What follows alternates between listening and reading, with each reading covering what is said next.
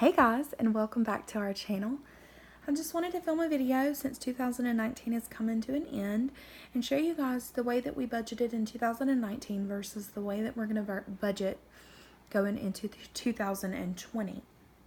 A little bit of overview about mine and my husband's budget is we are about $150,000 in debt. That is between our cars, our student loans, our home, and some small credit card debt. Now, Dave Ramsey will tell you to separate your house and your student loan debt out of the equation, but my husband and I use that as an overall guide to kind of know where we stand. So this is just going to be an overview of what we did in 2019 and what worked for us and what didn't work for us and what our plans going forward in 2020 are. So in 2019, I used this planner. This was just a planner that I found at Walmart on the clearance aisle right after they did the back to school sales. And I wrote January out just to kind of give you an idea of what we did. But in the month view, we would highlight our paydays and then we would dot based on when we had bills due. And then in the actual day by day, we would use that to kind of see what bills were due on what week. So this is just like a quick overview of how you see that. And in conjunction with this planner, we also use this book that I found on Amazon, and I just wrote this quote in here. It's from a sermon that Jensen Franklin preached, and it says, "The enemy loves to box us in. If you stay in a box long enough, it becomes a coffin." And that just really was profound to me because my husband and I view our debt as a box. We view that it is holding us back. It's holding us back from traveling the way we want to travel, maybe buying our girls things that we want to get them, and just investing what money that we could be the money that we could be investing is going towards debt versus maybe investing in our retirement, investing in our lives and in our future.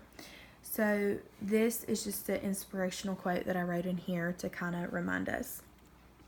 So bills, this is our just overview of our bills, and I wrote the due dates down to just kind of keep track of that, and I would look at this monthly and write it in the planner so I would know what to do.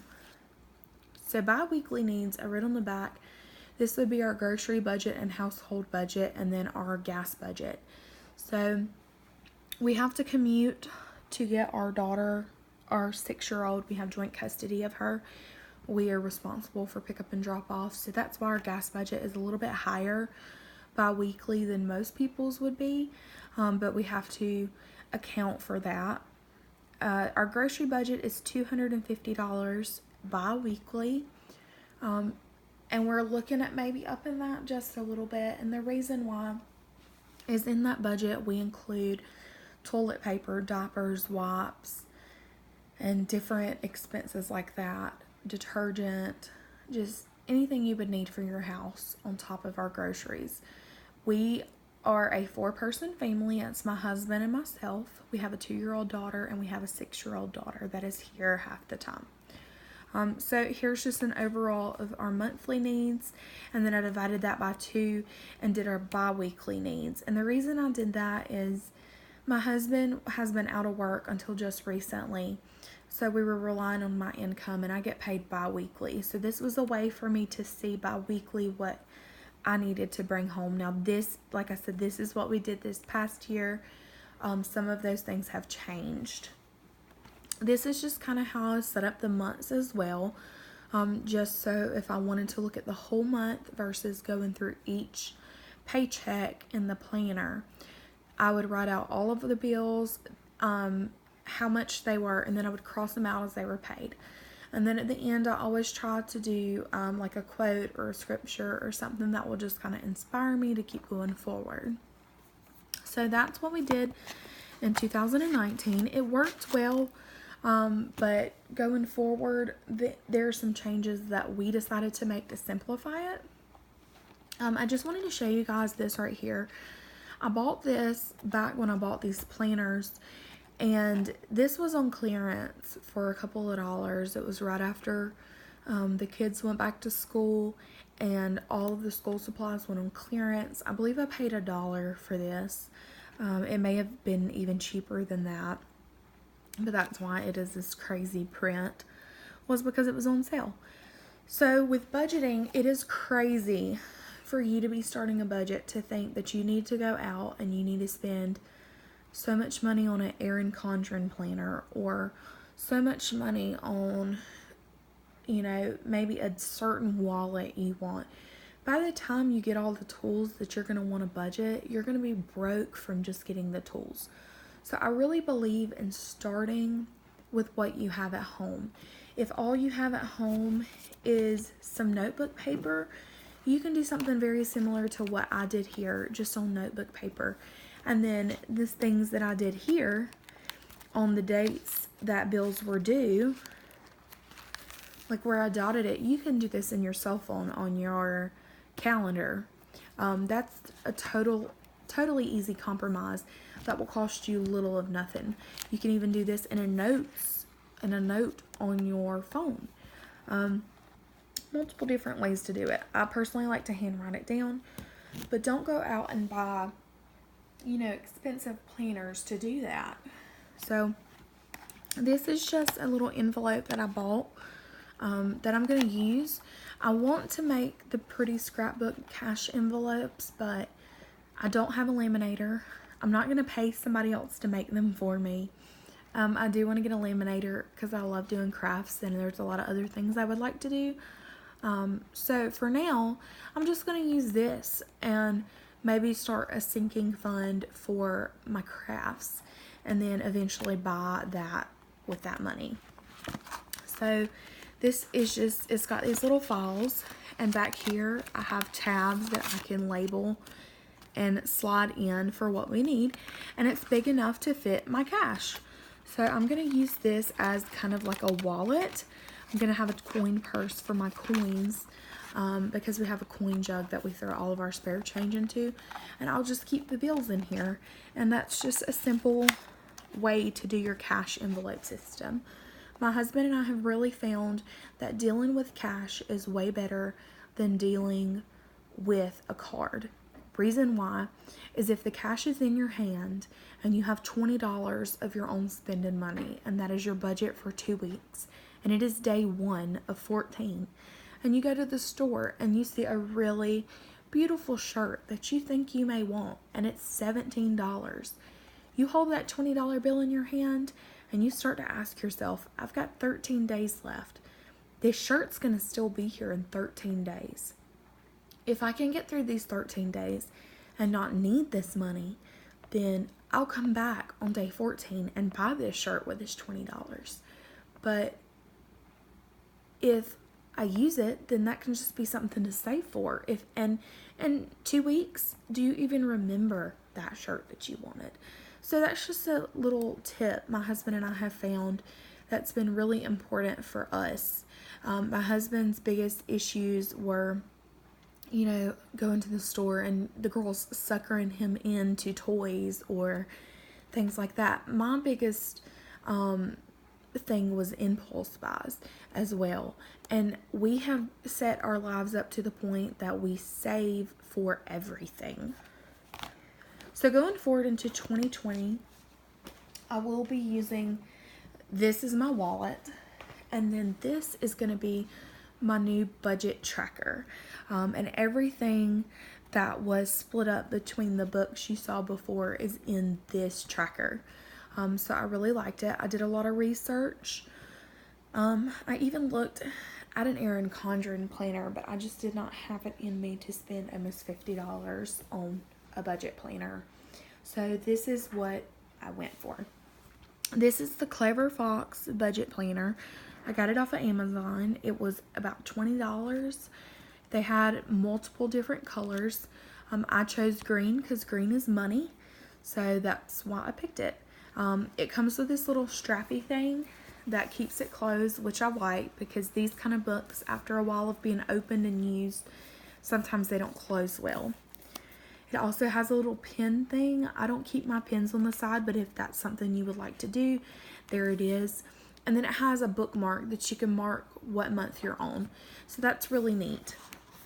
When you open it up, you have a blank page here.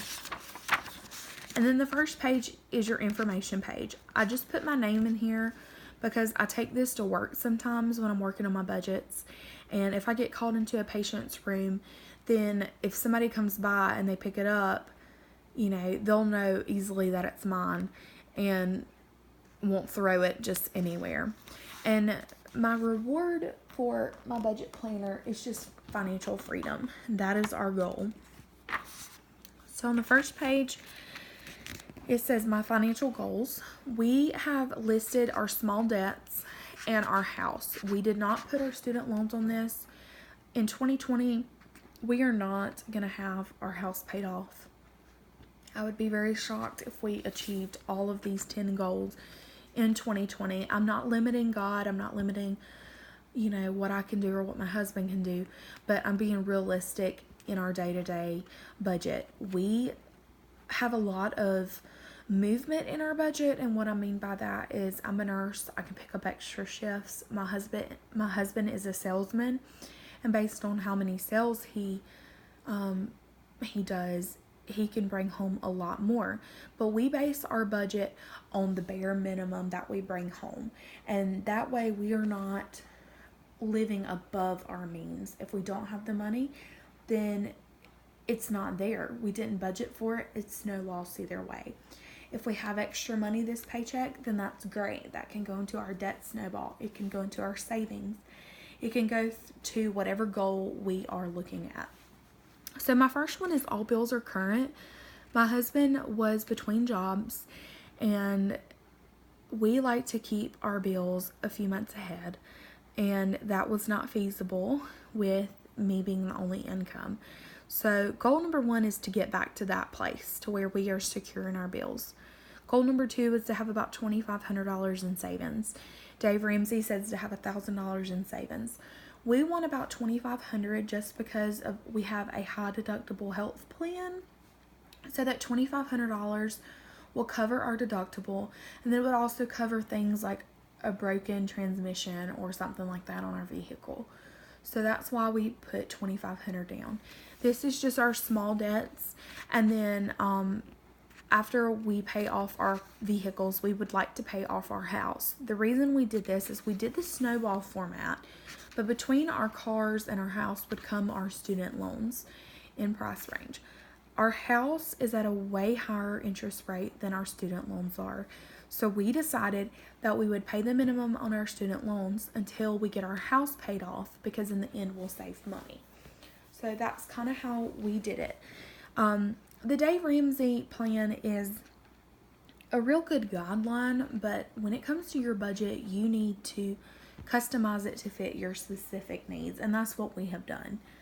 So in my mind map, I just wrote up here a quick scripture, and it says, for which of you wanting to build a tower doesn't first sit down and calculate the cost to see if he has enough? And that's Luke 14:28. And that's really smart, you know, and that just talks about small purchases. You know, if you want to go buy a car, you just don't go buy a car. You have to think about what kind of payment you can afford. Can you afford a down payment?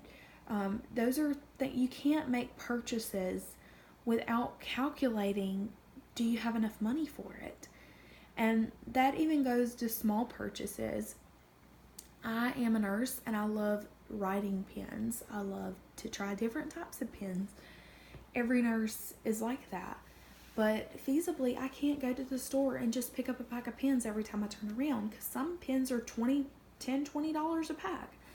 So that's just another reminder of, before I spend money, let me make sure I have enough. Let me see when I'm getting paid again, because you don't know what's going to happen tomorrow. Proverbs 21:5, it says, the plans of delight lead surely to abundance, but everyone who is hasty comes out to poverty. And I wrote that down because in budget planning, if you don't plan for success, you're not going to succeed.